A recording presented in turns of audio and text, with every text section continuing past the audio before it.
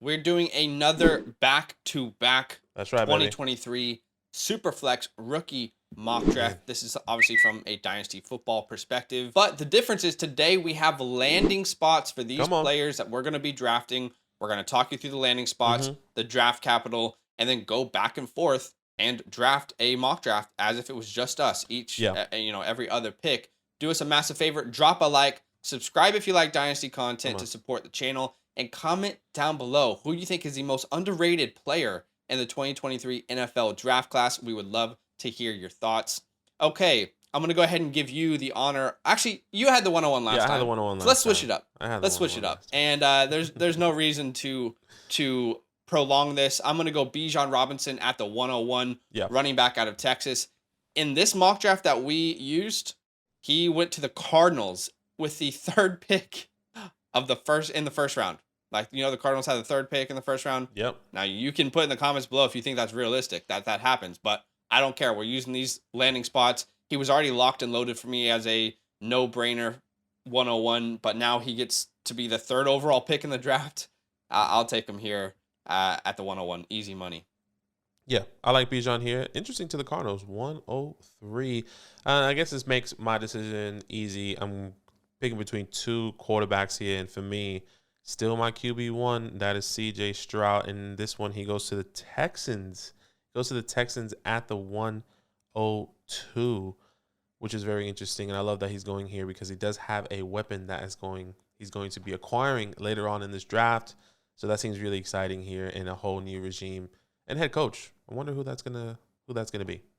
Yeah, I watched. We're scouting the quarterbacks right now, and I watched that game versus Georgia in a little bit more depth, and that was really impressive. Yeah, but still not my quarterback one. My quarterback one, and it's very much 1A, 1B type scenario. But I'm gonna go ahead and take Bryce Young here. I love this landing spot. He lands with the Colts. So you already have Jonathan Taylor back there. Now, the offensive line, there's some good players, but hasn't performed well.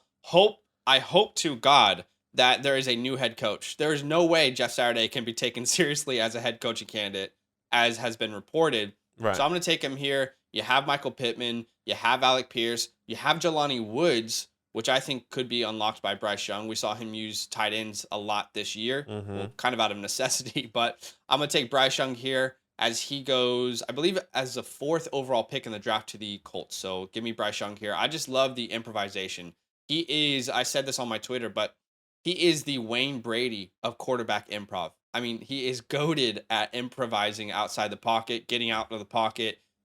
Such an elusive guy, difficult to tackle. Even though he's small, he's undersized. But think about it. How many rules are there in today's game that protect quarterbacks? I mean, there hasn't been a better time to take a shot on an elite talent like this, in my opinion, for NFL teams and GM. So I'll take him here at the 103. I'm a big fan of his. Yeah, that's fair. Bryce Young going to a good team with the Colts. I'm liking it. All right, my second pick in this draft, which is the number 4 overall pick, I'm going to go with a running back here, and that's Jahmyr Gibbs. He went to the Miami Dolphins in the second, and this is another guy that is going to come in and be a weapon for Tua. I'm releasing a Tua. Such a good landing spot. Yeah, oh my God. I'm releasing a Tua video so you guys can understand. But Tyreek Hill, Jalen Waddle, Tua, and Jahmyr Gibbs in the backfield. I mean, this is kind of the missing link here. That means they have the wide receivers on deck, and then Jahmyr Gibbs, who's going to be run the ball and also have the ability to catch it, especially with Daniel. Is it Mike? I want to always get confused. Is it Mike McDaniels or It's Mike McDaniels. McDaniels, right? I always get confused with Mike Daniels. Just say it with confidence, and the people in the comments will tell you that you said it wrong. Anyway. I know, right? I just don't want to. I know people in the comments will be like, well, that's Mike McDaniels. Anyways, I love Jahmyr Gibbs. Great team. And great landing spot for him to come in and get immediate work for. Yeah, he's such a threat as well. And when I think about Tua, his game really translates well to have a receiving threat like Jahmyr Gibbs out of the backfield. Not a very mobile guy, and I don't even think that Dolphins want him to be running around all that much, to be honest. So if you're in pressure, now Tua, you dump it off to one 100%. Of these elite pass catchers and Jahmyr Gibbs. So I like it. I probably, between Gibbs and JSN, this has been an internal battle for a while with me. Gibbs, JSN. I think I'm officially going to solidify JSN as my 4, but it's so close between those two guys. So I'm going to go ahead and take Jackson Smith here at the 105. That's He fair. goes to the Patriots in round 1. It's middle of round 1. And you might not like this spot. I love it because who is he competing with? Genuinely, who is on that team that can even hold his jock strap? Nobody. There's not a single offensive player on that team. You can maybe say Stevenson if you're a Stevenson stan, but that's a different position. But no disrespect to Jacoby Myers, no disrespect to Tyquan Thornton. The verdict is very still much out. But this is a player that I believe can translate in the slot, can translate outside, the elite route running. You talk about people's concerns if he can play outside. Well, do you think Justin Jefferson's a good outside wide receiver? Because I think he played like 90% in the slot his last year in college. My comps are like a Keenan, Larry, Cooper Kupp, Tyler Boyd. I don't think he even needs to run over a 4.42. I think he can run like a 4.5, and it won't change anything for me. So I'll definitely take him here. Elite yak guy, great hands, 90% contested catch rate in 2021, the last time he played, and just an incredible route runner, like truly an elite route runner that is easily going to translate to the next level. He is one of 2 can't miss prospects for me. The first being Bijan, the second being Jackson Smith and Jigba. So I'll take him here. I like the landing spot personally, and this is a receiver that could, like, this is what Mac Jones needs. It doesn't matter who it is. You need a very good wide receiver to translate to the next game. We have seen that time after time again. Name a quarterback: Josh Allen, Jalen Hurts, right? We've seen it time and time again. This is what quarterbacks need to take that next step. They can only work with so much. So I'll take JSN here, and he probably gets like 120 targets as a rookie on that team. Maybe. I mean, easily, I would say, but maybe that's me being too confident in his abilities. But I'll take him there at the 105. Yeah. I like Jackson Smith and Jigba. Let's see what happens with the Patriots. Your wide receiver 1 for Jackson Smith and Jigba, and my wide receiver 1 for Quentin Johnson goes to the Houston Texans, lining up with C.J. Stroud over there down in Texas. Everything's big in Texas, they say. And I love it. 6'4", 215 pounds. Runs a 4.40, potentially a high 4.3s, which could be incredible for a guy that's 6'4", 215 pounds. In my opinion, he's an incredible route runner. He's a do-it-all guy. He can play in the slot. He can play out wide. He can catch those contested catch balls down deep. And I'm excited to see what can happen with Quentin going with CJ here, linking up and growing together, having that chemistry from day one. There's no competition over there either. John Mechie is going to be hopefully supporting him through the slot. And then Brandon Cooks already wants to say, hey, I'm trying to leave. I've been trying to leave, Brandon Cooks was saying. So give me Quentin Johnson. I love everything he's doing. I love everything he has done. 6'4", 215, can run a 4.40. I'll take that every day. Okay, I have been scouting the quarterbacks a lot this week and last week. And I personally believe, and maybe I'll make a video with my rankings, let me know, because I do my top 10 at each position. It probably won't be top 10, it'll probably be top 5 if I do it. Let me know if you guys want that. Right.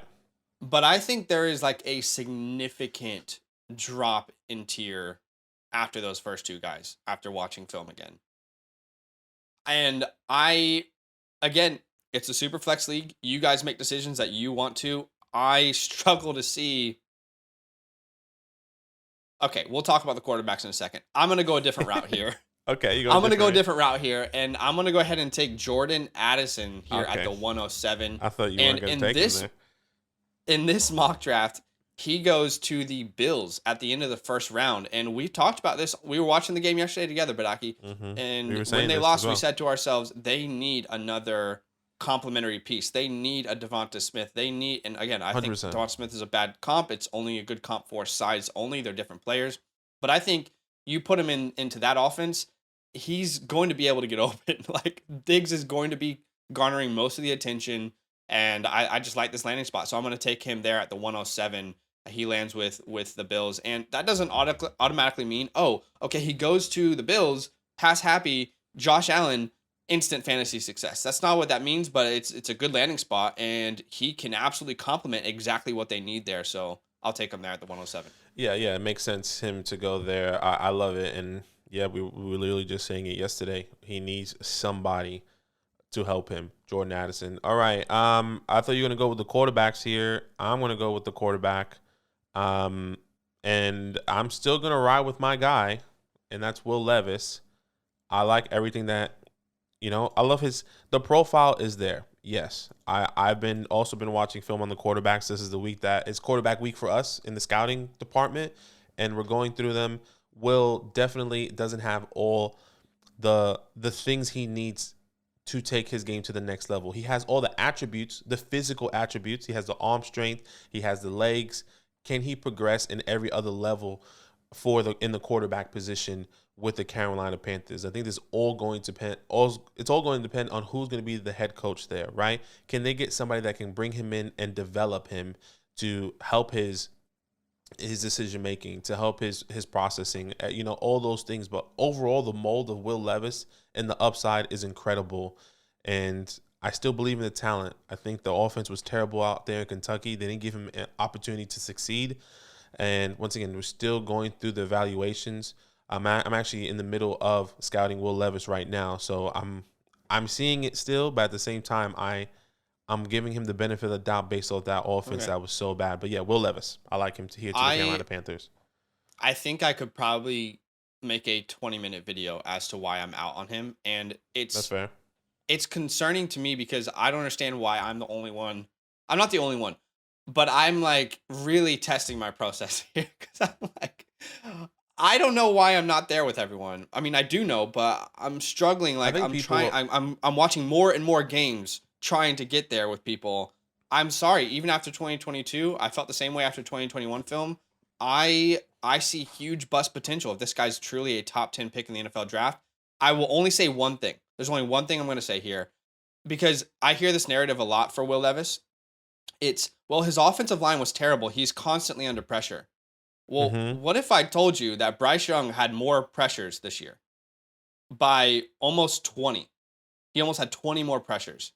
What if I told you that if you're looking at like you're trying to knock Bryce Young or you're trying to knock CJ Stroud and you're saying Will Levis is this tall, big body? What if I told you that out of the three, Will Levis had the most passes batted down at the line of scrimmage?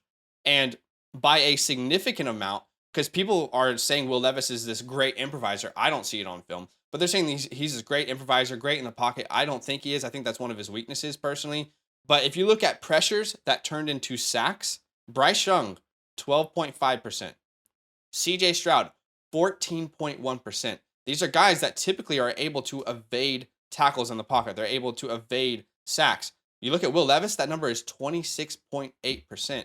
And he didn't face more pressures than Bryce Young. So I'm struggling, and I know Bryce had one more game to be fair, but still, there was this narrative out there that Will is just facing this incredible amount of pressure versus, compared to the rest. At least that's what I've been hearing. And I'm just curious, not just to you, but I wanted to start a conversation in the comments. What do you guys think about that? Am I completely off my rocker? Am I just missing the mark here? Because that was a huge conversation point for people, and numbers don't lie. He was not pressured more, in a significant amount more than these other guys. That just is not true. Numbers don't lie. So, anyway, I'm not asking you to answer the question. It's just like, that was the biggest narrative I keep hearing. The offensive line was terrible. Constantly under pressure. Had to make decisions. Just too many turnover-worthy plays, and he didn't face more pressure than these other guys. He's in the same conference as Bryce Young. I don't think he has the pocket presence that they do. I don't think he has the elusiveness in the pocket they do, the ability to navigate outside of it. I don't think he's that good throwing on the run. But I think, again, I know I'm on the outside here. I'm the one on the outside, so I get that I'm weird here. No, I get it. And there's definitely things that he needs to work on. And I'm not necessarily, I don't think maybe I have in the past. I'm not saying you're accusing me, but I think I'm thinking of I think there was clear things he was trying to improve, and he couldn't. I agree. He was very, very, I haven't gone through the stats yet, but I'm pretty sure if you look at the rushing attempts compared to 2021, it was nowhere. It was nowhere significant of how he was trying to utilize his arm and his vision. And I understand that was because of a foot injury. I understand that. Right. But I think people elevate their teams at a college level, so. For sure. Sorry, so I think there's definitely different things. And yeah, it's just different levels of processing. And I think why a lot of people love the Will Levis mold, and it goes back to the whole Josh Allen thing. Josh Allen Yeah. wasn't amazing in college, and I'm pretty sure everything that you just said, probably Josh Allen had nowhere near it, right? He probably had better pocket presence at the time. He Well, probably he had. definitely struggled with things, no doubt. Yeah, exactly. So like I think the whole community loves the mold because you can help somebody grow. Will Levis Yeah. has everything that these people have, like the top guys have, right? The Patrick Yeah. Mahomes, the Josh Allens. He just needs to grow into it. And maybe that wasn't there for him at Kentucky, but that can definitely be there for him at the next level.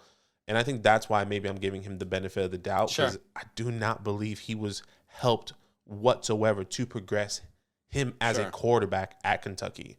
But Okay. that's just, and mind you, it's so hard to compare with the Josh Allens and everything. But yeah, it's I interesting. know, because when I hear It's a Josh scary Allen, place. It's a I scary also place. think Carson Wentz. I think Ryan Leaf, Jamarcus Russell, Yeah, exactly. Tim So like, Couch, Jason Campbell, Vince Young.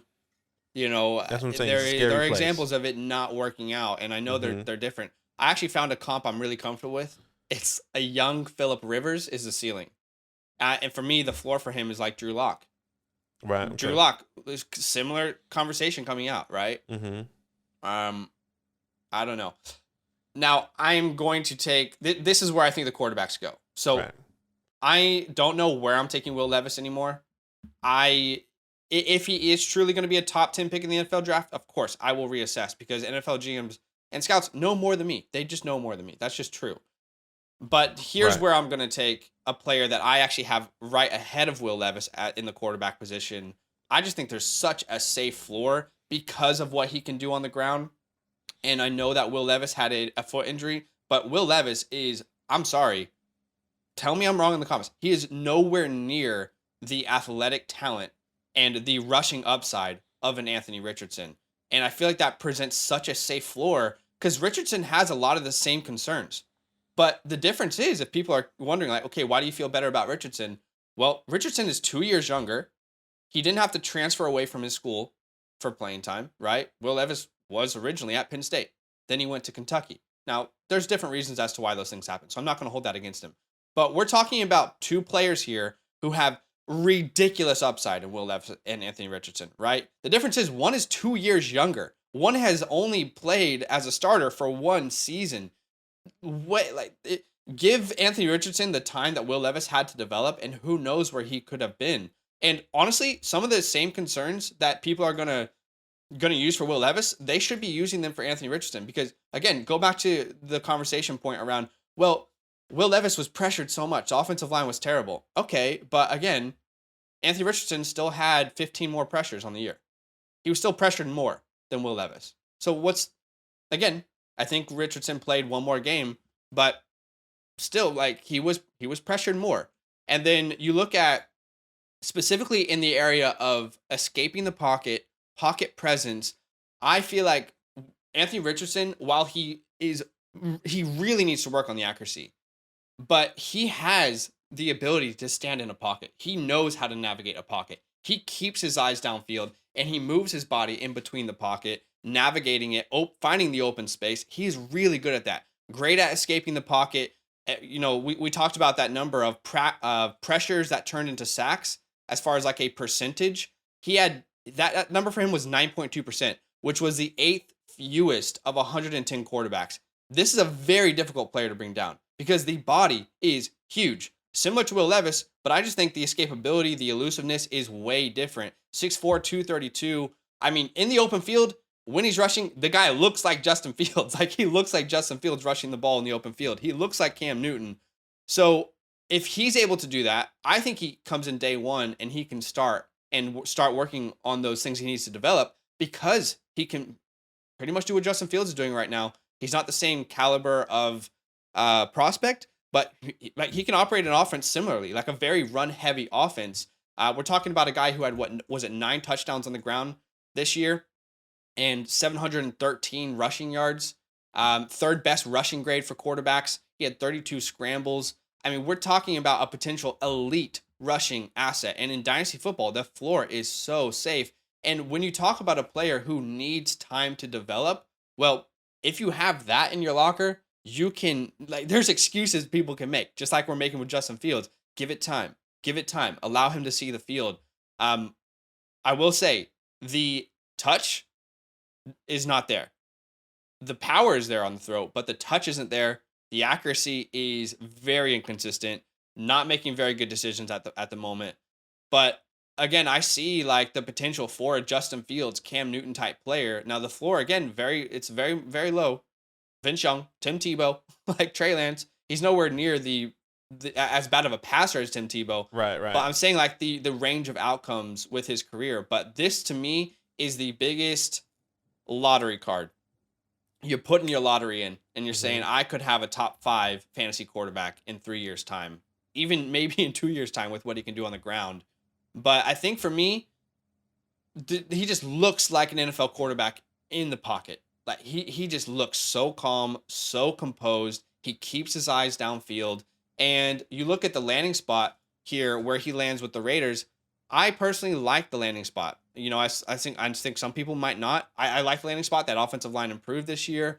I think it's a good head coach who has proven to be able to develop quarterbacks or to work well with quarterbacks. You have Adams there for the beginning part of your career. Josh Jacobs probably re-signs. Now, you have some questions long term, but in the intermediate, when he needs to take strides, he needs to grow. You have incredible weapons around him to help him get there. So I'll take him here. Again, it might be unfair for me to see Anthony Richardson in a certain light and not see Will Levis there. I get it. But again, the difference for me is this is a player that's 2 years younger. Will Levis is going to be 24 years old as a rookie. And we're talking about all these things he needs to improve as if quarterbacks don't just, like, they typically improve from age 20 to 24. I'm not saying that that's where they stop. No way. But I'm saying you should see some massive strides. Again, I could be so wrong. But I think from a fantasy perspective, like this is the highest upside player in the draft outside of Bijan. So yeah, I don't know, man. And I'm not even saying what I'm saying to be like I told you Will Levis is wrong, because like that's not all I'm saying. I'm saying like I don't get it. What's wrong with me? What's wrong with me? So look, it's yeah. I don't think there's anything wrong. I think you see something and you see it, and I guess to play devil's advocate for Anthony Richardson, I think a lot of people are going to. I'm not saying, because I think there's a lot of people that say, well, the same thing, like you said as you started your take, is like the same thing you said for Will Levis can happen. Yeah. Is the same thing can happen to Anthony Richardson. I think the mold is a little bit more carved out for Anthony, even though he had less playing time. Right? Does that make any sense? Like, you're saying he's a better mold? No, I think I'm saying that. That's what I'm saying. I think that's what people are seeing. The mold is a little bit more carved out, a little bit more had a little bit more TLC when it was being made compared to Will Levis, right? So you mean just as like a raw mold of clay? Yeah, 100%. And I think that's what a lot of people are seeing, and I think people are seeing what Will Levis can do with his legs, and the crazy dart he can throw. Like, he got like his arm talent is ridiculous. Yeah, it's like next level. His arm talent is ridiculous. 100%. I just see like, I feel like when I'm watching his games, and this is what you see from highlights. If you watch his highlights, you're like, this guy could be the best quarterback ever. But I feel like you only see those plays from Will Levis like 4 of like 60 plays each game. You know, the other plays is where I'm like, I don't know, man. I just don't know. So yeah. Yeah, I don't know. I don't want to be negative, but I just want to be honest to what I'm seeing. And again, sure. I've said this before. I will hold my hand up and say I'm wrong if I'm wrong. I will.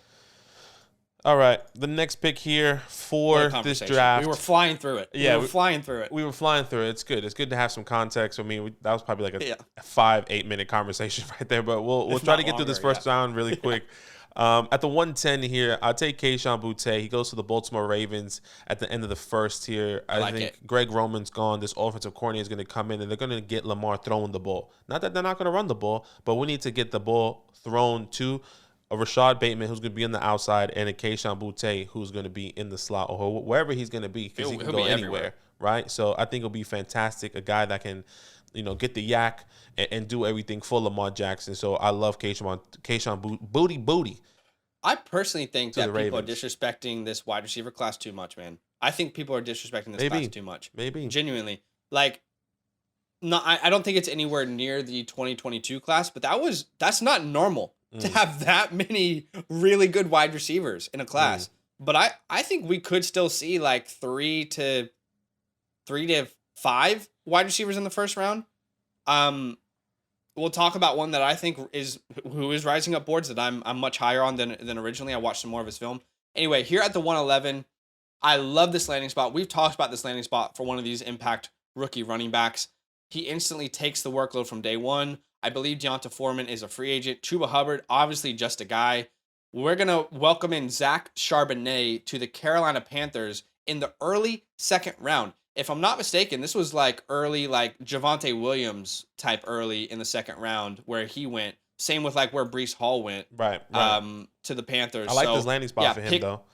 Pick 39, again, yeah, you're right. It's an incredible landing spot. 100%. We saw what Deonta Foreman was able to do. At times, Chuba Hubbard, Deonta Foreman, Blackshear, those guys were like worthy of starts. Yeah. And now you put a very, very talented running back, all around, bruiser guy.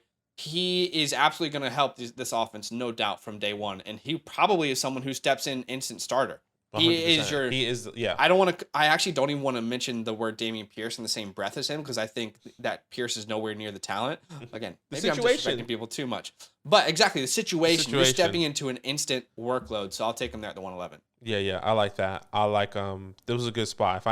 If there was somebody else, I definitely would have taken at the 112. Yeah, all right. It was close. The 112 here. Where do I go? I'm looking at some people. I feel like it might be a bit early, but I really like the landing spot, and he got first round draft capital. Okay, go for it. Shoot your shot. Let's talk about it. Let's talk about Michael Mayer. I knew it. Goes to the Cincinnati Bengals in the first round. Such a good pick. Have you guys not seen how Hayden Hurst has been kind of developing with Joe Burrow? I mean, he's kind of been like, he has the safety blanket in everyone.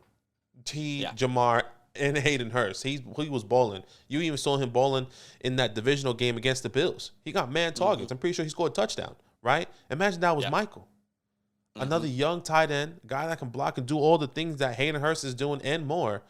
Just the youth is there. So I love this pick, especially in the, at the turn here. Not the turn, essentially, but the 112, right? So I really like it. Going to the Bengals with Joe Burrow. And Joe Burrow he's stepping up, man. I think this could be the year for Joey B and the Bengals here, getting that ring potentially. I want my Chiefs to pull it through, but Pat's ankle does not look healthy. It does not look to be in a good spot. All right, I'm going to kick off the second round with probably the most controversial.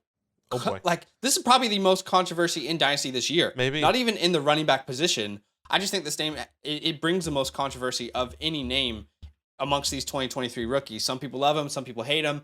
I am very much like giving him respect. He's not my RB2. He's not my RB3. He's my RB4, tied with someone else. We've talked about that before, but I'm going to take Zach Evans here at the 201. I love Zach Evans' game. Some of you guys don't see it. Again, I don't know what games you're not watching, and maybe you're saying the same thing about Will Levis, I just don't know what games people aren't watching for him. I think there's a lot of explosiveness there. Great size. He is not 190 pounds. I don't know who keeps saying that. He was 210 pounds in high school. Stop. He's 215, 6 foot, like true workhorse build. Overall, just an incredible athlete. Loved his TCU film. Struggled a little bit more at Ole Miss. I do have some concerns with the vision, but people who have this, he was never a workhorse. Right. You guys just don't like context, do you? You guys just hate context. Why don't I give you some context? And people keep talking about he couldn't beat out Kendre Miller. Y'all crazy. Where's the context to that? The first 6 games at TCU in 2021, the first 6 games, he had 92 attempts, 648 yards on 7 yards per attempt and 5 touchdowns. You extrapolate that on a full 12-game season, which is how many games TCU played that year, he would have been looking at almost 1,300 yards, just under, on the ground, 7 yards per carry if you kept that up, and 10 rushing touchdowns. Kendre Miller in those same 6 games he played only had 60 attempts, meaning Evans was carrying 60% of the workload. Stop it. In college, that's normal, by the way. It's not normal to have like a 80% guy. Like, that is normal. Stop with this narrative that he was never the guy. Kendre being stop it. Context is so important. And Judkins, you can have a conversation on its own. I just think he's just an incredible talent. He is better than Zach Evans. He's just not in this class. And he will be right around that first round he'll be a top 5 pick, I think, in 2025 Super Flex drafts. People are undervaluing him. but I'll take him here at the 201. He lands with the Chiefs. I'm assuming that McKinnon is gone. He is over the age of 30. Pacheco, this is the concerns for people who like Isaiah Pacheco, 7th round draft capital. You think this is unrealistic that the Chiefs draft a running back in the 2nd round? Well, we're using this mock as if it was real, and don't be surprised if they do. And it might not be Zach. It might be Tank. It might be Tucker. It might be A-Chain. Like, who knows what it's going to be. Right. But I'll take Zach Evans here at the 201. I assume he's going to carve out a really nice role for himself.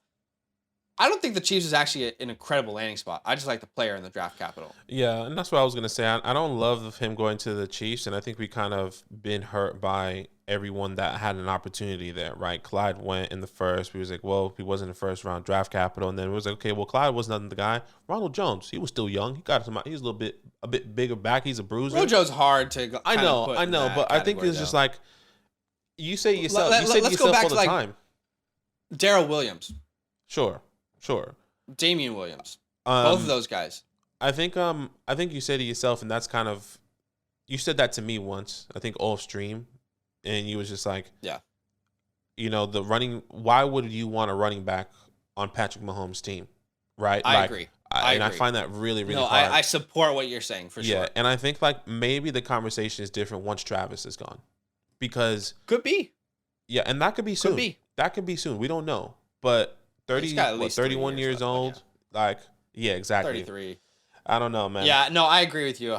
I'm also trying to give like the light at the end of the tunnel, because like, hey, there was times there where Williams was like a top 15 play when he was the guy. But you're right. It's been a lot of disappointment at the running back position there, so it does scare me too. Yeah. All right. I'll go another wide receiver. I like the draft capital, kind of like the landing spot taking over somebody. Look, I'm not the highest on the guy. Right, I am. Don't do it. I'm not the highest on the guy, but what? I thought for sure, looking at your rankings, he was so far down. No, I thought for sure I could grab him. I have him as he is lower than consensus, 100%. But the landing spots with my guys, because I have my guys higher than him, but the landing spot and consensus, in my opinion, not consensus, but the landing spots for this mock is not ideal. But I'm going Zay Flowers here at the 202. He goes to the Seattle Seahawks.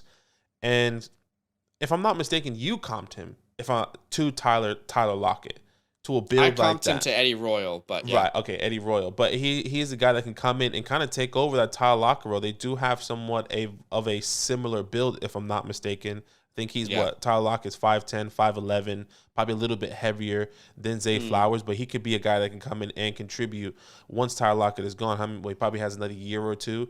I know it sucks, and this is what you wanted. I wanted to draft him because I was hedging my bets there. I was like, do I go Evans or Flowers? I think this is a great pick. That's what I'm saying. This is a great pick from you. I wanted to. Maybe I should have known that you wouldn't have gone Zach Evans. Oh no, I wouldn't have drafted him. I mean, everything what I just said is like with the landing spot on the Chiefs, I probably would have taken another wide receiver or another running back. You had him so far down in your rankings, I was just like hedging my bets that he would be there. It's going to change. And keep that in mind, guys. Our rankings will change after landing spots. Yeah, like because that is a massive, massive part of, these guys' productions. Even watching more film. Like I watched more Zay Flowers last week. And I like him more. He did move up my rankings 2 whole positions. This is a great landing spot. I mean, this guy, the speed is there. After the catch, he's so elusive. Great dominator rating. I think he can be actually pretty special in the NFL. Again, like he's not going to be a first-round pick for me, I don't think, in rookie drafts, but early second feels locked in for me. This early second is so much better than last year. This early second's nice. It is so much better than last year's. It is. Sorry to kind of steal your thunder. I just thought for sure I would have him there at the 2-3. And this is what I was saying last year. I was like, guys, stack up on your 2023 early seconds, because you're going to get first round draft capital potentially. I mean, we haven't seen it here in this mock, but you're going to get first round draft capital who can potentially fall in the second, right? Yes. Okay. So now I have the difficult decision on what do I do next. But I think I actually feel really comfortable with. I'm not as excited. Look. Okay. Use words, Zach. Right? Like try and put something out there into the world. We're gonna go Devin A-Chain here. Okay. At the 203, and he falls to the Cowboys in the 3rd round. I'm assuming in this scenario, Tony Pollard's gone. Now, we've heard that they might use a franchise tag. In this scenario, ask yourself, does it really make sense to bring Devin A-Chain if you're going to have Zeke and Pollard and then bring A-Chain? I don't think it does. So in this scenario, I'm assuming Pollard's gone. Now, the ankle is not, I personally don't think it's going to help his free agency. We'll see what happens. He broke his leg, by the way. Sorry? Tony Pollard broke his leg, not like a fibia. Yeah, fibia, right? Yeah, it's a fibia crazy. that broke. So it's, and I'm not a doctor, so I don't really know exactly the timeline there, but not a doctor. But I'll take Devin A-Chain here. I mean, the dude is just a freak athlete and probably the fastest player in the NFL from day one. Mm-hmm. I wouldn't be surprised if he could beat Tyreek Hill's 40 time. I wouldn't be surprised if he could beat him in a race. He has world-class speed and truly one of the rare times you can use the word elite speed. I'll take him here at the 203.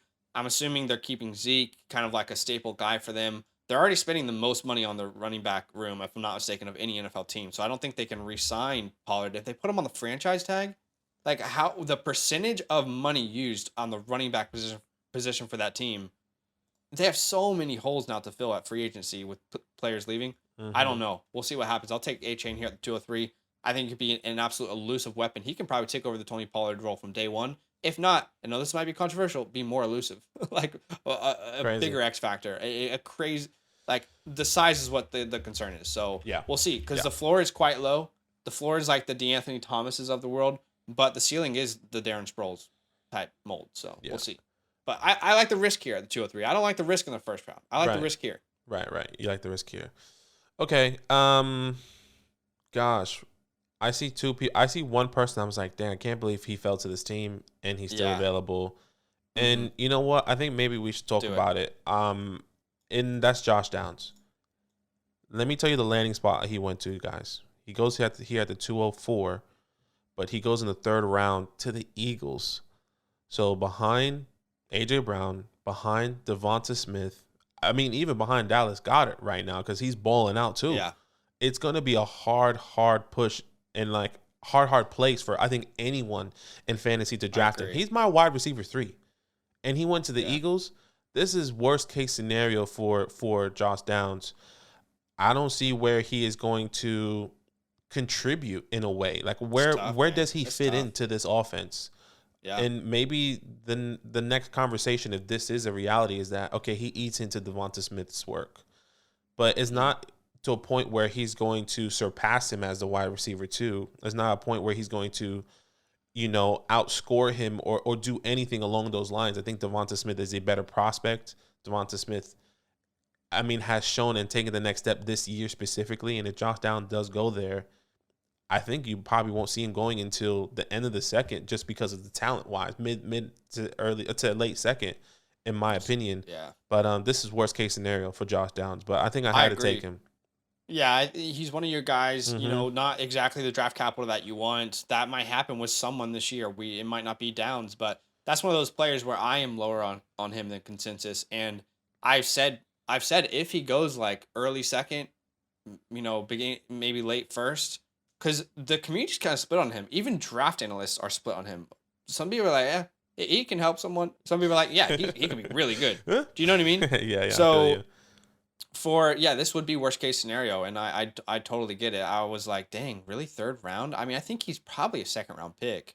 Like, I don't think he goes to the 3rd round. But you're right, the landing spot is rough. Like, where does the targets come from? Yeah. All right, 205. I'm gonna go and take one of my guys. That is Xavier Hutchinson. Didn't get the draft capital that I wanted.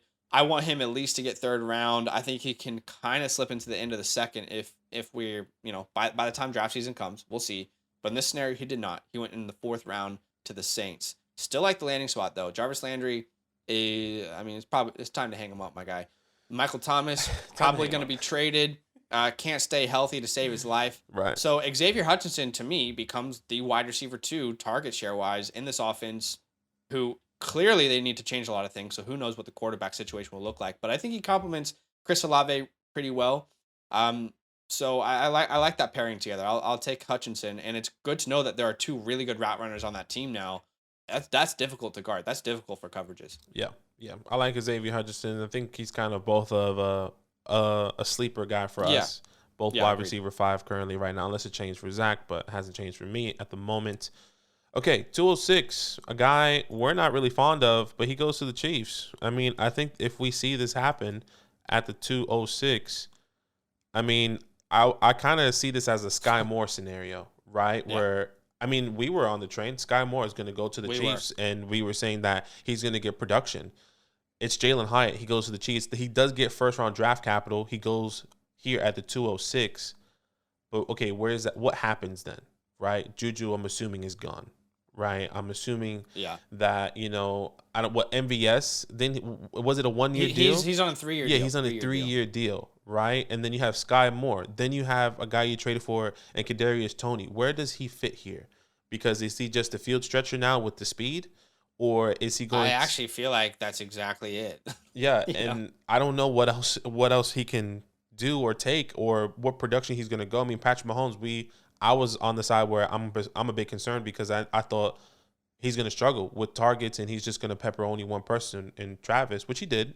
But he was also spreading the ball around pretty significantly, right? Every single day there was somebody new. And Jalen Hyatt could have a week or two where he's kind of fantasy relevant, but I don't think there is going to be a consistent thing unless they truly invest in him and just get rid of everyone else, right? But I don't know. It's weird, man. It's weird because he actually comps out really well to MVS for me. Mm-hmm. And that's scary because I don't see someone who has these sort of tools after the catch or elusiveness or great as a route runner, just like a very good speed, deep threat type player. I mean, it comps really well to MVS to McCole Hardman, which it's like, that's scary because I don't see volume being there.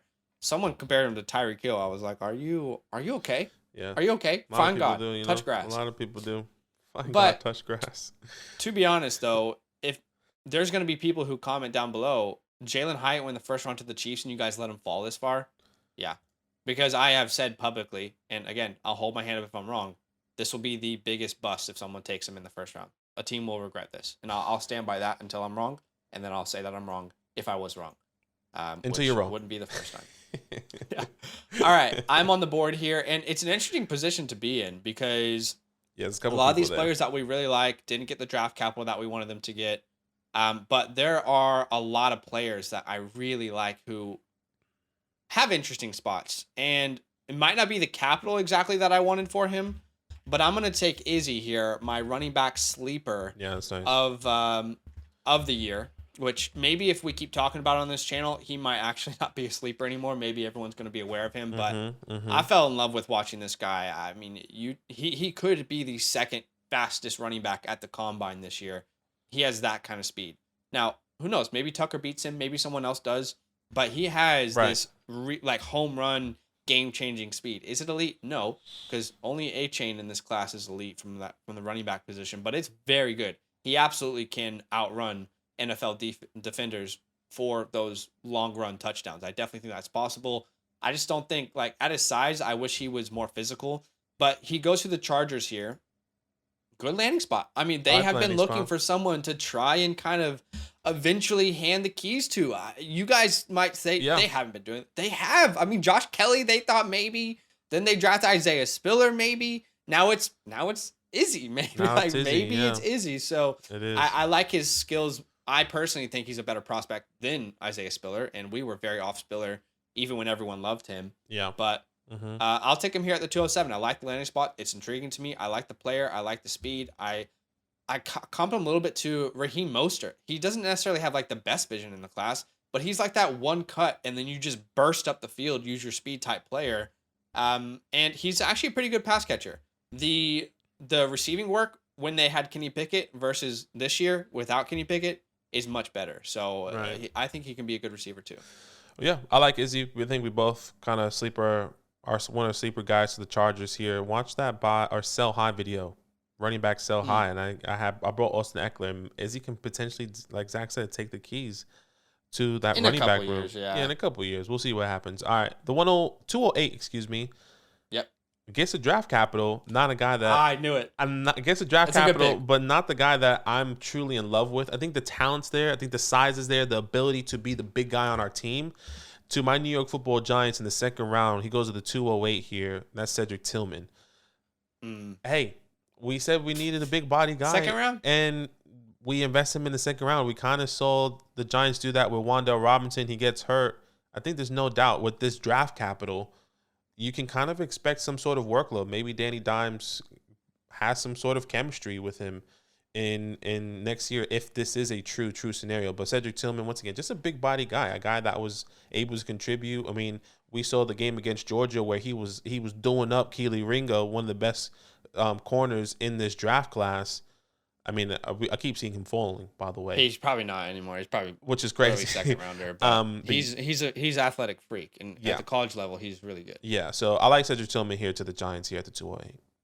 Yeah, that's one of those times when, and you said it, where it's like, oh, I really didn't like this player, but the capital's good. Yeah. And opportunities there. Like, it's let's see what happens. I'm gonna make a business move here because I know if I don't take this player, I think you're gonna take him. And that's happened to me so many times I'm listening. already in this mock draft.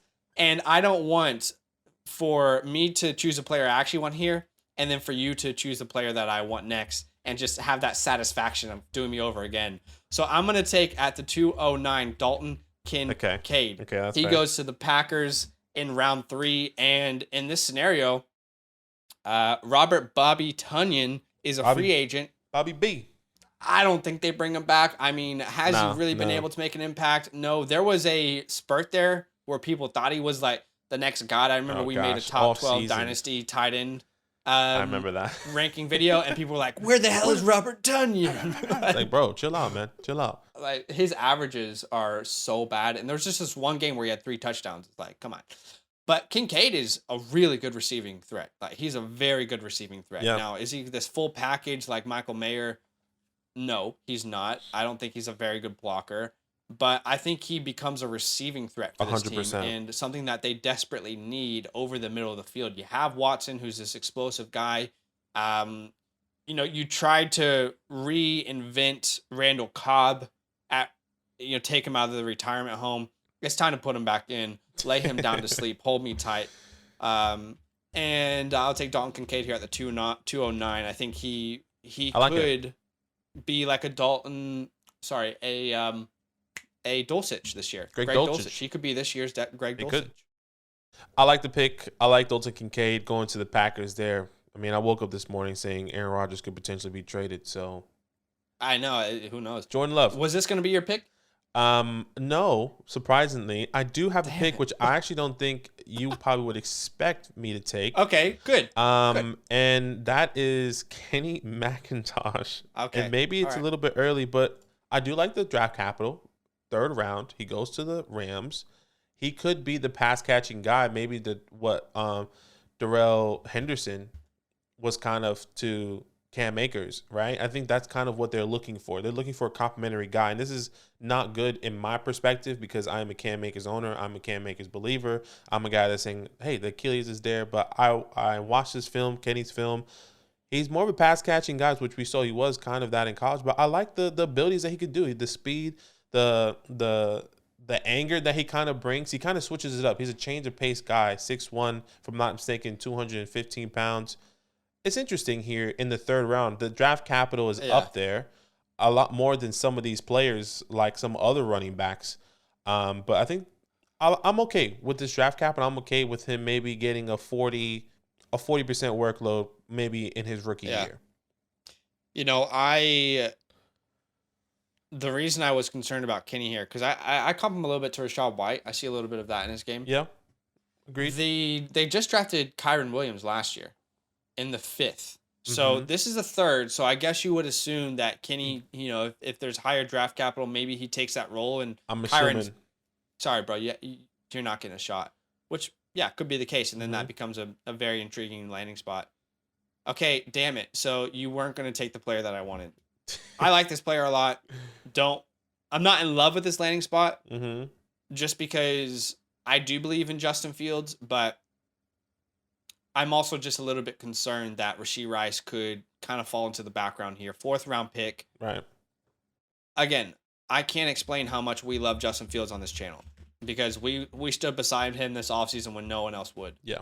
But I'm not so certain that Rashee Rice sees any sort of like 10 target games in this offense. Yeah, with You the know, Bears would be I believe tough. they ran the second most rushing attempts per game. I love the player. I think he can be really incredible after the catch, but not to compare the Bears to like Lamar and the Ravens, but there are some concerns when your quarterback's best attribute is his legs of consistency or opportunity. So Right. that's why he fell here. I love him. I think he can be an early second round guy in rookie drafts if the capital's there, but I'll take him there at the 211. Yeah, I don't mind it. I think it's definitely interesting. Let's stay with the Bears actually in the last pick here in the second round. I like this. Which I'm okay to take here. Excuse me, and that's the big tank. That's Tank Bixby here going in the 4th round. He kind of takes over. Obviously in this scenario, it seems like Monty's gone. Khalil Herbert is obviously going to be there. Maybe Khalil Herbert is the workhorse, right? And Tank is maybe a goal line guy, maybe a guy that's going to have 40% workload, and maybe kind of you see him continue to level up every single week and get more production. He's not a guy that's going to be amazing. Maybe he'll be more of a blocker for Justin Fields, but hey, with this opportunity, with this draft capital, with no one really in that backfield, maybe Tank can come in and find a role here. Maybe he can get a 50-50, a 60-40, whatever the case may be. But I think touchdowns is going to be key for Tank. Sure, I agree. I mean, that was who I was considering at the 211, so I'm actually really glad that you took him there because I didn't want to be like honorable mention Tank, like should have been drafted, you know. But no, I think that's really, really good. And I think you could see Herbert and Tank kind of share the workload. Yeah. You know, pretty early on. So interesting player, really interesting player. Tank Bigsby is. Let's talk about a couple names that didn't make it. Honorable mentions. I mean, I said like I didn't want to do this, but let's just do it. Didn't want to do it, but we're doing it. Okay, Parker Washington. He went round 4 to the Eagles. I mean, my God, they have so many. That's a dead. That's oh my god. That's dead. That's Marvin terrible. Mims went to the Ravens in round 4. Kendre Miller went to the Texans in round 5. Darnell Washington went to the Saints in round 2. I mean, some people might be like, you should have drafted him. Maybe. We're just not sure when he's going to be a receiving threat. He just looks like an extra offensive lineman at the moment, fantasy-wise. Hendon Hooker went to the Broncos in round 3. Sean Tucker went to the Giants in round 4. I mean, we keep seeing That's who it was. Yeah, I forgot. We keep seeing Sean Tucker to 4. I mean, we just saw the press conference, and it's out already saying that Joe Shane, Brian Dable want Saquon back. And I think they are going to bring him back. I think there's no doubt. Yeah. I'll be really surprised if Saquon's not back. And this is another dead spot for someone with talent that we both like and hope to get workload.